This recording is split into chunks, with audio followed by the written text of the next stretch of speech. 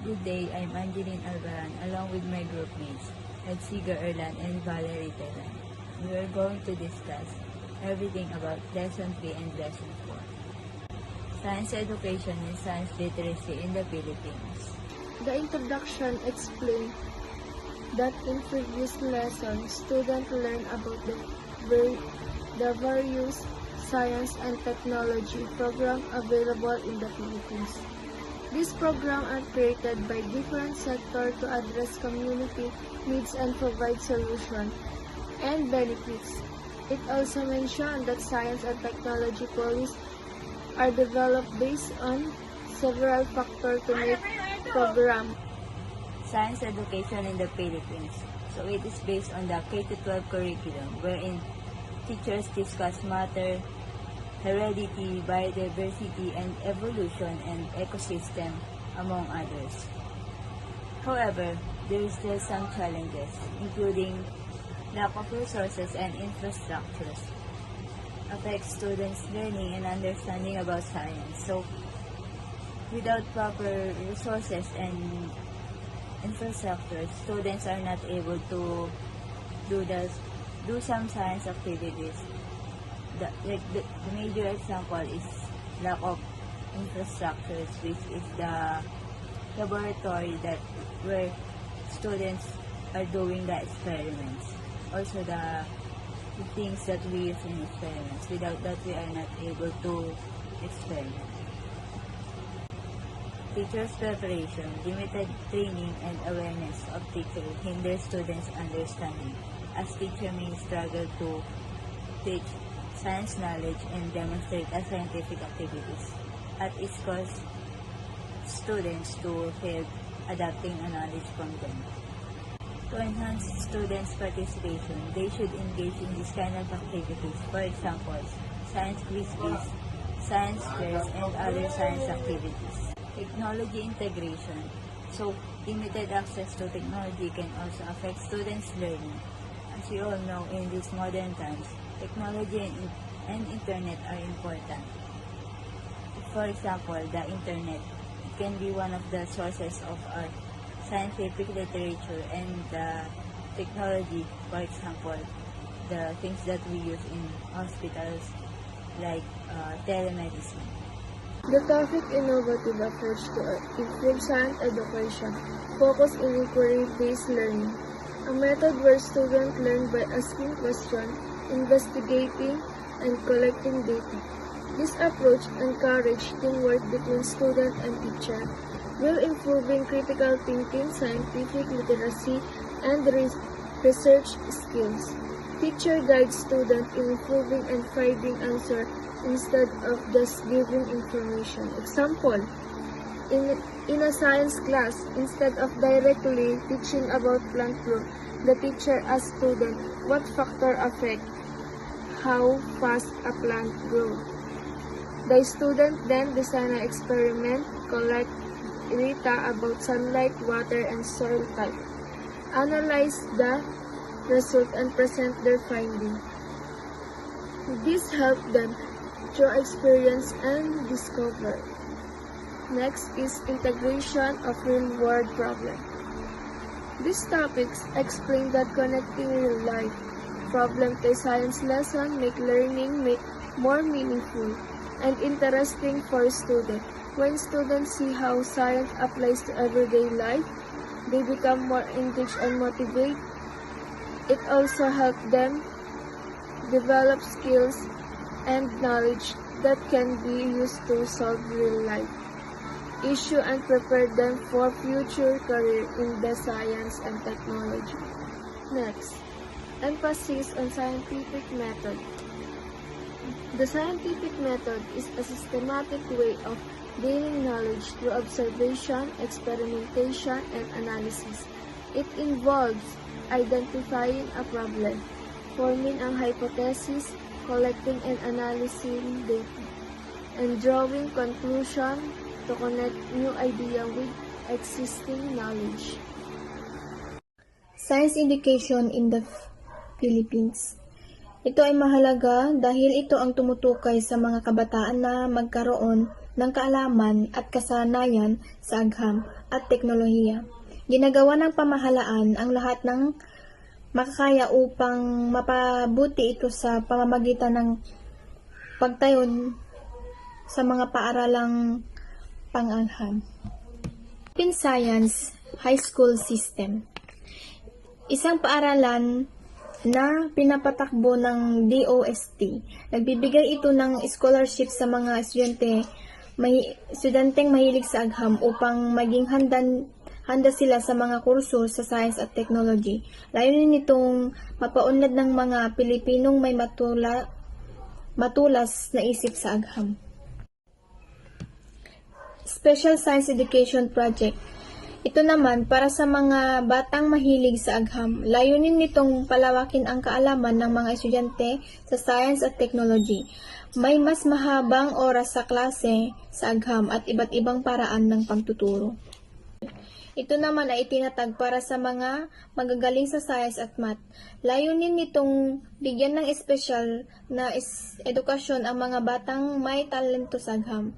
Tinuturo nito ang mga asignaturang may kinalaman sa science, math at technology para mapaunlad ang kakayahan at pagkamalikhain ng estudyante. Manila Science High School. Ang kauna-unahang science high school sa Pilipinas. Nakatuon ito sa science at math pero may iba pang asignatura tulad ng humanities para sa buong pag-unlad ng estudyante. Central Visaya Institute Foundation.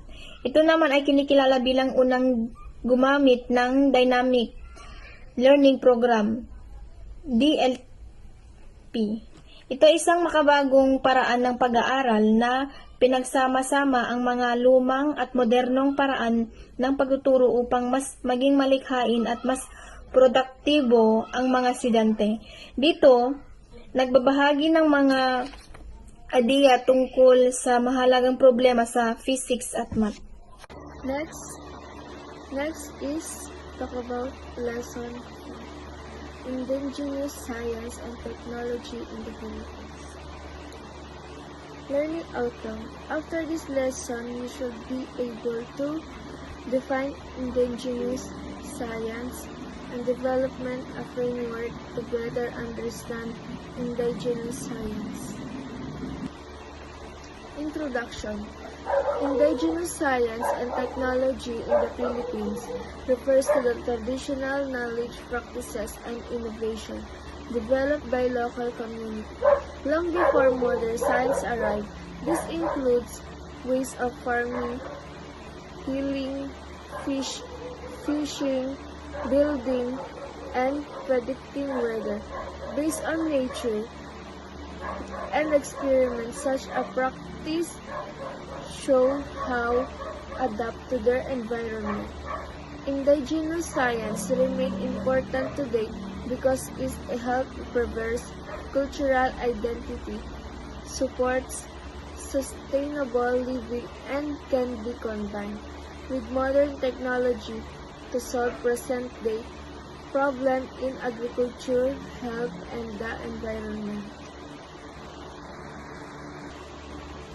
Indigenous science refers to traditional knowledge and skills practice developed by local communities and passed down through generation. It involves people understanding of nature and their environment, including agriculture, medicine, and weather. Patterns indigenous science help communities survive and adapt to environment change using their own observation and experiment. Example, in the Philippines, farmer in the Cordillera region use the Muyong system, a traditional forest management practice. They protect and manage forest areas to maintain water sources for rice terrace. Another example is a traditional healer, which is albularyo. Use herbal medicine from local plants to treat common illnesses. This practice shows how indigenous science is deeply connected to culture and nature. Ayon kay Cayete 2004, ang katutubong agham indigenous science ay kasama ang lahat ng kaalaman ng mga katutubo mula sa mga paniniwala tungkol sa mundong metaphysics, mga filosofiya hanggang sa mga praktikal na teknolohiyang ginagamit noon at ngayon. Pinapaliwanag din nila Carreño 2003 na ang agham may bahagi ng kultura, ibig sabihin kung paano ginawa ang agham ay nakabatay sa mga nakasanayang gawain at tradisyon ng mga tao. This topic explains that indigenous science is based on the traditional knowledge, development by communities and passed down through generation. According to Paulen 2006, indigenous science uses science process skills like observing, experimenting, and analyzing, but is also guided by community culture and values. This means that the way people understand and apply science is influenced by their traditional beliefs and way of life. Indigenous science shows that learning from nature and experience can be just as valuable as modern scientific method. Indigenous science uses science. Ang mga katutubo ay ginagamit ng siyensya sa pamamagitan ng pag-oobserba at pag-aaral ng kalikasan sa kanilang paligid. Sinusuri nila ang ugali ng hayop at paglaki ng halaman at pinakamahusay na pananim. Ginagamit nila ang sukat at pag-uuri ng mga halaman para masiguro ang tamang paggamit at pagprotektahan sa kalikasan. Indigenous science is guided by culture and community values such as the following. So this simply means that indigenous people believe that all life comes from the land. For example, water, food, shelter, etc. This means that indigenous people view Earth as the mother figure who gives life. So this belief means that everything in nature are connected. Humans, animals, plants, air, water, and other things that are living and non-living. Indigenous people believe that no human owns the earth. We are just living on this and we are responsible to take care of it. This belief says that nature provides what humans need, so in return, they need to take care of nature.